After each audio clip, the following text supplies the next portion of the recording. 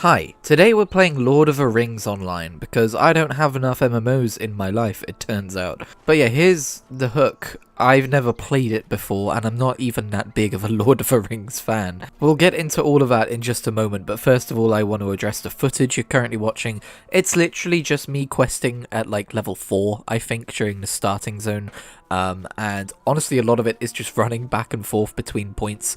I kind of just wanted to capture this to show you, give you a snapshot of like, you know, how cozy it is. If you're an MMO gamer, if you get the itch every like year to get a WoW sub and run through Elwyn Forest again, I feel like this kind of gameplay will probably appeal to you. If not, it might seem super dull, and you might be watching this and going, thanks for reaffirming my stance in never playing another MMO again. But I was having a great time. Also, there could probably have been a little bit less running back and forth. I just kind of got lost at one point. But honestly, I think this highlights the best part of MMOs, and that's the immersivity and like just the kind of slice of life experience, the slice of fantasy life experience. But I promise you, there will be combat at some point in this video. Okay, so my history with the Lord of the Rings, because for anyone who doesn't know, I'm a big fantasy enjoyer, a big fantasy reader. I've read all of The Wheel of Time, I've read all of Mistborn, that's currently out there, you know, I love the genre. But I've always had trouble getting into the Lord of the Rings, both book and movie, for different reasons.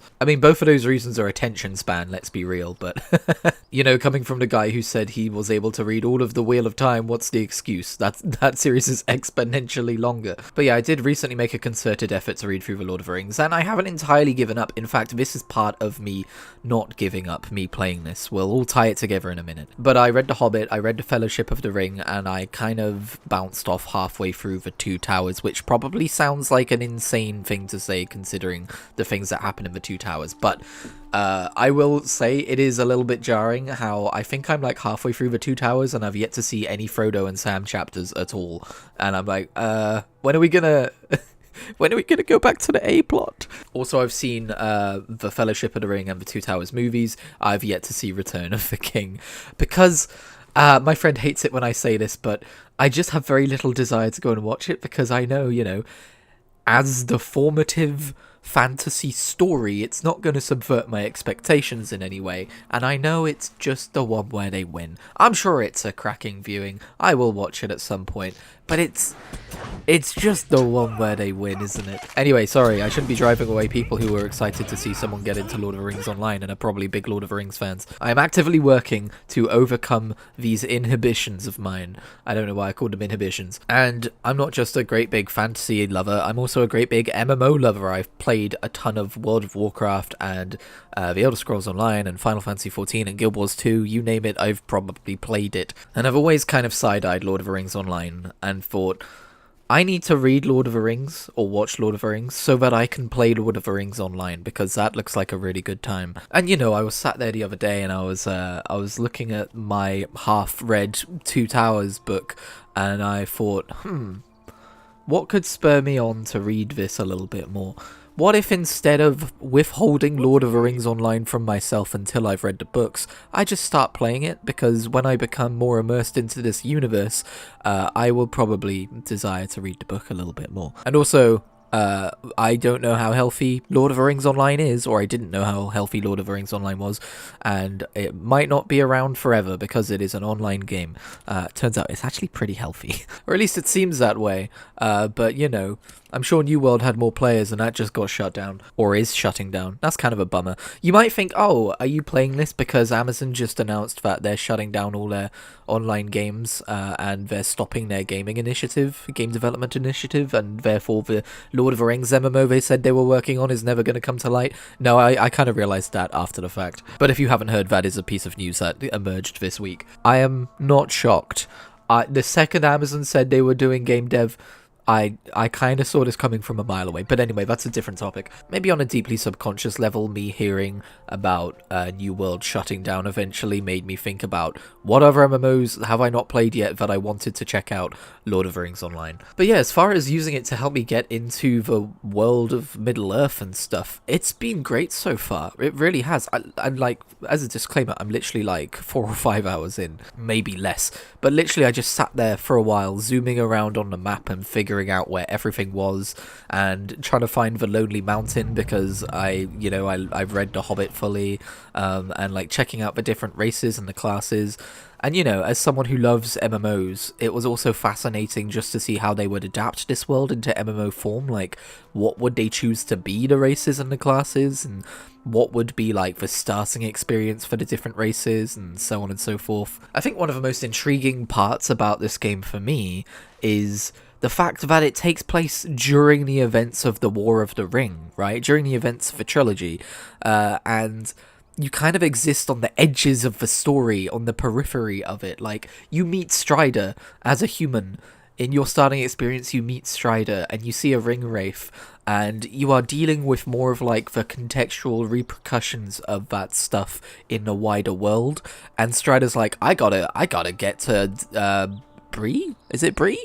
I gotta get to Bree. I'm supposed to be meeting up with some Baggins guy, but stuff's going on here. Could you help me take care of his stuff before I go?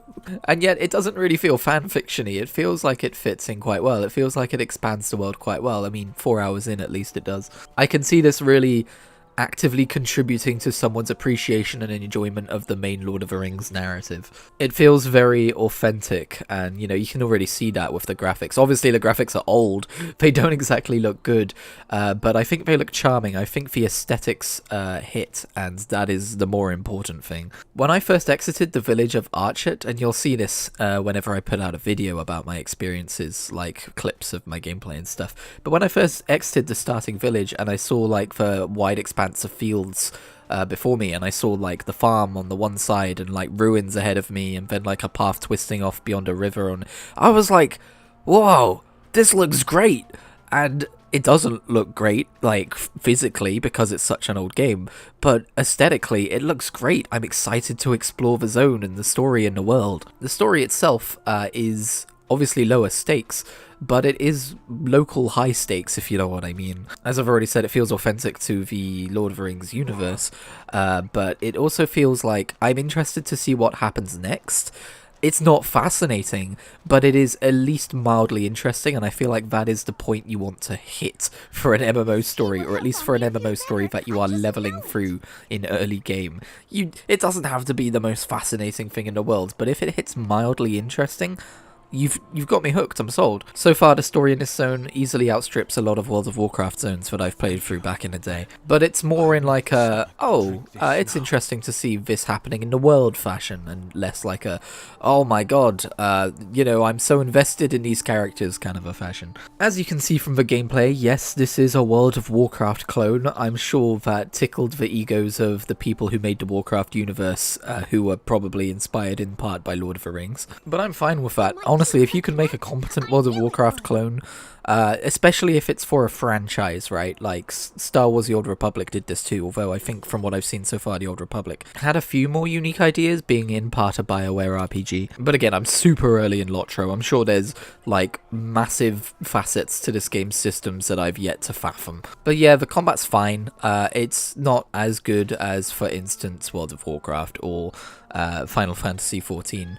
Buttons. It feels more EverQuest 2 in sort of way of like, oh, I have a bunch of abilities that all kind of do the same thing. That could just be me not understanding my class fully yet, but I've got my builders and I've got my spenders, and I'm worried that they're going to give me too many things that do too many individual things. I can't look at a button and go, oh, this is my bleed, and then, oh, this is my AoE, and oh, this is my, like, at the minute 1 to 3, I'm like, okay, this is a hit, this is another hit on a slightly different cooldown that generates a slightly different resource, and this is another hit on a slightly different cooldown that generates a slightly different amount of resource. So realistically, I'm just going to be pressing whatever's up instead of pressing whatever's tactically advantageous to me. Although I do have that one AoE spell, as you can see in the middle. But yeah, Champion is the class I'm playing, and it seems to be a class which focuses on having 2 swords, and it has a spec which is AoE focused, and it has a spec which is single target focused, and it has another spec which I was broadly told by suggestions online not to play. I no longer really remember what that one was about. I think it makes it a little bit more like stand and deliver, if you know what I mean.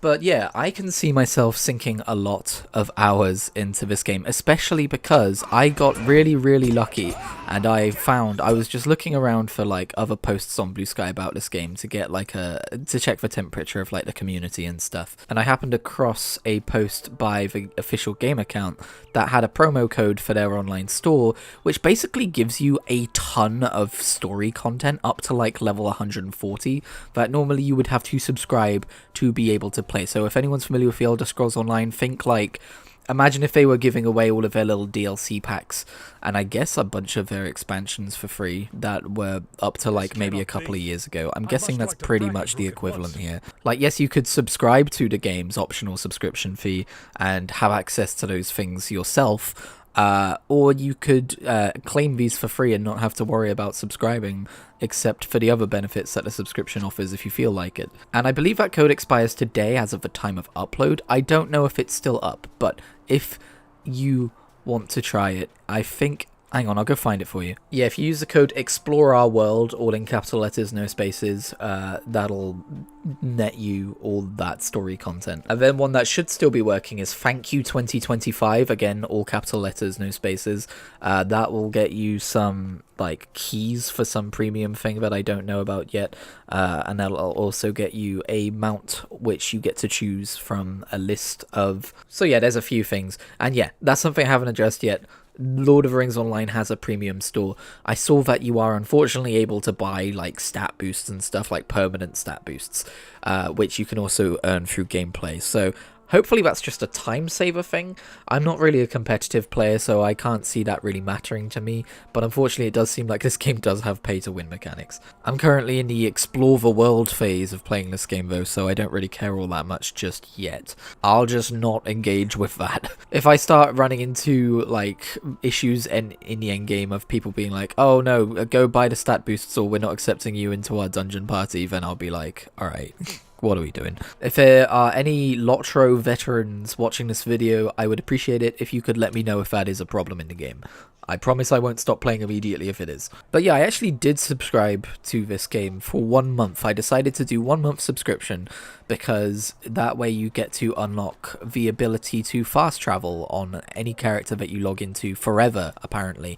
If I'm understanding the instructions right, like you only have to subscribe for 1 month and then log into all the characters you want the fast travel on, and then you never have to subscribe again and you will keep the fast travel abilities. As you can see from me running all over the zone here, I don't even know how to fast travel yet, but you know, whatever. But also you can only have 2 characters when you're a free player, so what I did was I made a template character for every class that I have access to right now. So I made a burglar, captain, champion, guardian, hunter, lawmaster, minstrel, runekeeper, warden, and bjorning. And I made sure to make a bunch of different races as well. So I've got humans, I've got high elves, I've got elves, I've got dwarves, I've got hobbit. And actually, I gotta say, it was a really fun experience to just like sit there and make a bunch of characters and be like, okay, this person's gonna be like this, and they're gonna have this name, and they're gonna be this class. I love making new characters in MMOs, so yeah, just sitting there and designing. I believe I have 10 all in all now, including this guy. That was a really good experience, and then I logged into all of them, so hopefully I just have fast travel unlocked forever on all of those characters. And when my month's subscription runs out, I assume I will still be able to log into all of them.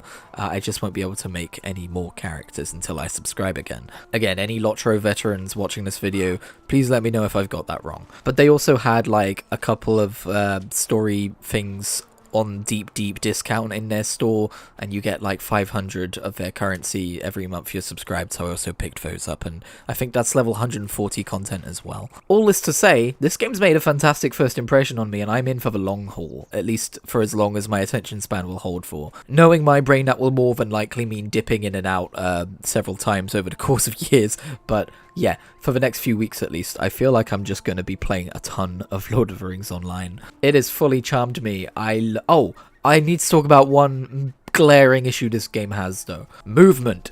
I don't know why. Okay, so this is going to take a bit of explaining. Whenever you're playing like World of Warcraft or The Elder Scrolls Online or Final Fantasy XIV or any of these games which control in this kind of a manner. You are usually able to turn and steer by holding left click and right click, and you can do that in this game, as you can see. And then of course you have the standard movement keys as well. And playing these games for thousands of hours over many years, I've pretty much garnered like this instinctual understanding of movement in these games. But for whatever reason, in Lord of the Rings Online, when you left click and right click to move and steer, and then you press the forward key to continue running forwards, and then you let go of left click and right click, you stop running, and then you have to press the movement key again to continue running. And as someone who just frequently switches between the two without thinking all the time, that means you've probably seen me do it in this video. I just keep stopping in place over and over again without meaning to, and it's driving me slowly mad because I've looked it up and it's a thing that like 5 people have issues with for some reason, and there seems to be no answer to it, no real solution to it. Again, if you know of one, let me know. But the other side of this is also, for whatever reason, when you're moving and steering, if you let go of left click and just hold down right click, which I guess I tend to do to like spin the character around while standing still, no, your character will not stop and stand still. They will continue running until you let go of right click and then press right click again, and then you will be able to just use that to look around without running.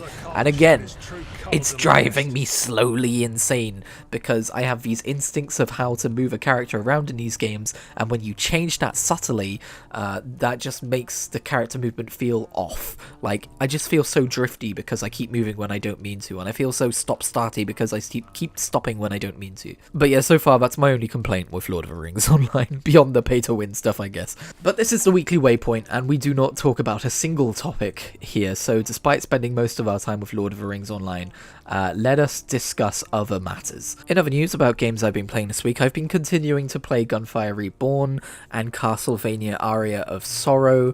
I also fired up Ziggurat for the first time in many years, which is an old roguelike, if you don't know, which plays like, you know, it's like a first-person shooter, except it's based around magic. And for the first time, I feel like Ziggurat's age is starting to show. I always really liked this game, and I still do really like this game. But in playing Ziggurat again, I've realized that modern roguelikes have really streamlined the experience, and there's just things that you don't tend to see in roguelikes anymore, such as a lot of backtracking. Like, you enter a room and there's no doors to continue going, and you have to go back and go through another door. Most roguelikes nowadays either just funnel you through a linear path or give you a choice of doors to go through, but you can't go back kind of thing, and there's always a way forward. And also in Ziggurat you have to like level up to choose a perk, and the perks aren't very interesting and it takes a while to level up, whereas more modern roguelikes kind of throw all these perks at you as you're playing through them. I've never played Ziggurat 2 though, so maybe that's a little bit more, you know, modern in that way. Also, Dragon Quest 1 and 2 HD 2D remasters released this week, and I've not picked them up, despite realizing I actually could if I wanted to. And that's for a few reasons. Firstly, I have not finished Dragon Quest 3 HD 2D, and 1 and 2 take place chronologically after 3, and I think it would be neat to finish 3 and see that finished before continuing onwards. But secondly, I feel like I'm just a little bit burned out on turn-based RPGs right now. I've spent a lot of time playing them this year. Like, I noticed Expedition 33 was also on sale for a reasonable price. I mean, it's already a reasonable price, to be fair. And I was tempted to pick that up because I've been hearing so many good things about that game, but the thought of stepping into a turn-based RPG right now makes me feel a little bit ill, so I think I definitely overdid it on that front. Oops. But also, I did actually fire up Dragon Quest 3 again the other day, and I remembered I've been having trouble with that game's difficulty, and how there's a moment in that game where they send you off to go collect 6 orbs, and you can tackle them in any order you want, but each orb has a different difficulty to it, so if you're not playing with a guide, you're more than likely going to spend ages getting to a place, fighting up to the boss, and then just getting smashed down, and that's very frustrating. And I've actually got to a point where there's only 2 orbs left, and I can only really pursue one of them, and that one orb's boss is still really difficult, and I'm like, okay, am I really going to go out and grind, or am I going to lower the difficulty down to Draki quests just to see this game through? Like, what are we doing here? And I've realized, I think I'm coming to the conclusion that I'm not enjoying Dragon Quest 3 as much as I've enjoyed other Dragon Quest titles. It's still a good game, and I'm still hoping to finish it, but I think I prefer the likes of Dragon Quest 7 and 4 and 11 more. This is coming from the guy who is still yet to finish any Dragon Quest game, but I do love them and I'm so excited for 7 Reimagined. But yeah, I think I'm just going to pump the brakes on those games a little bit. I did resolve to use a guide for the rest of my free playthrough, but it turns out that it's very difficult to find your place in a guide when it's a non-linear game, or a section of a game with non-linear objectives, you know what I mean? But no, honestly, I think my mood right now is just hitting more in the vein of like action RPGs and roguelikes and stuff, and Metroidvanias. And Super Mario Bros. 3, apparently. I forgot to mention I played a bunch of that. Yesterday's video are highlights of me playing that game, so go check that out if you're interested. I thought it was a pretty fun time. The algorithm doesn't seem to agree. But yeah, I've been reassessing how I play retro games recently in terms of like, is it really all that important to upscale the textures and the resolution and all this stuff? And is it actually more of a faithful experience to the original game to play it at native resolution, and even with scanline filters on? I've been putting scanline filters over things recently. I know some people hate that and find it very ugly. I thought I would too, but actually I've really grown to love doing that. I find it works best on the PS1. Later generations and handheld stuff is a little bit more difficult. I think when you're playing something like the PSP on modern hardware, you kind of do need to upscale it, because the original screen and resolution was so small that it doesn't look good when it's, you know, kind of stretched out to the full screen, and when you leave it in a window, it's absolutely tiny. But something like the PS1, yeah, don't be afraid of bars on the screen, and like, yeah, definitely don't stretch your games for the love of God. But you know, like that grainy look that PS1 games had, don't be afraid of that. Like, embrace it. Don't get rid of it. Don't smooth it away, because it leaves you with a look that just doesn't feel authentic to the original experience. I guess this is kind of a new opinion that I have, because I used to always upscale the resolution on my games, or up-res them, I guess is the term. Unless it was like a pixel art game, and then that would just have a pixel smoothing effect, which made me want to puke, and I would never upscale those. Now, for one final aside this week, I want to talk about music, which is something I almost never do. But this week, I've discovered the band Muse. You might have heard of them. And it's funny to say I've discovered them, because not only are they really famous, but they've also been in my household since I was a child. I'm very familiar with all of these songs. I'm very familiar with this band, because it's one of my dad's favourite bands, and it's one of my sister's favourite bands. But I've never gone out of my way to listen to their music myself, despite liking the songs. And for whatever reason, the other day I decided to, and I've just been exploring their albums and their best tracks and all of that stuff. And I have kind of fallen in love with them as a band. My favourite 3 songs so far are Uprising, Starlight, and Map of the Problematic, which is not one of their more popular songs in terms of, you know, the amount of times that it's been played, but is honestly a masterpiece in my opinion. The progression of the instrumentals, I don't know how to talk about music, but the instrumentals are wild, and the way they progress throughout the song is so satisfying. But I think lyrically speaking, it has to go to Starlight. It just paints such a picture of, you know, for whatever reason, this person on a mission, leaving their world to chase someone else, and obviously that's all metaphorical, and what is the singer really trying to portray there? But yes, Starlight is absolute banger as well. I love how it sounds so cheerful, but the lyrics are so sad. I love songs which do that.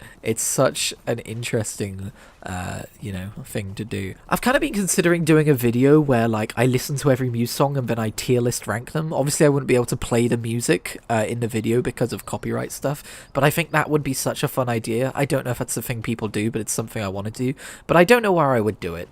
I don't know if I would do it on this channel, or if I would do it on Kritigri Talks Stories, or if I would have to spin up an entirely new channel to talk about music, which would be unlikely because, again, as I've just mentioned, I'm not really a musically oriented person in general, so I don't really know how to talk about music. But I think this could be a fun way to try to, and I could actually finally talk about my favorite bands and my favorite songs and why.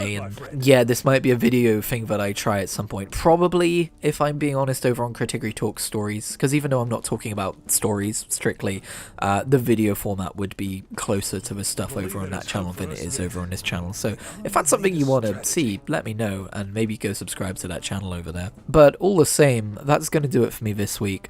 Thanks for checking this video out. Let me know what you thought. If you like, leave a like. If you liked it, if you like, I'm going to stop saying the word like now because my head's about to implode. I will catch you in whatever I make next.